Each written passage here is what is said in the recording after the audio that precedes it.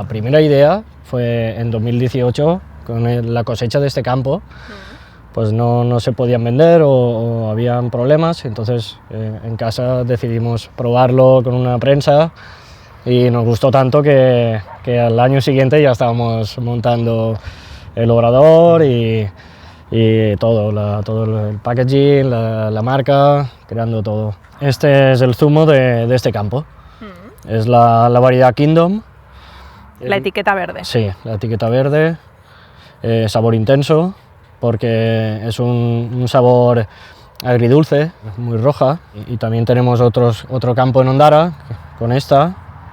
Esta es más dulce y es de la variedad Taco. Hicimos unas pruebas de sacar el aceite de esas semillas, hicimos los análisis y esos análisis salieron que era un producto muy bueno para la piel. Muy bien. Empezamos a comercializarlo también en el mercado del Riurau, la gente lo probaba, le gustaba, volvía, compraba otra vez y dijimos, ostras, pues puede tener tirón. Y ya este año hemos sacado la marca de los cosméticos, que es una variedad de Magrada, que es Magrada Cosmetics, y ahí hemos sacado un serum y una crema hidratante que ahora estamos probando, la gente también le está gustando y están repitiendo y ahí sí. Estamos ahora empezando a crecer en este sector que es nuevo para nosotros, sí. Y estamos aprendiendo muchísimo.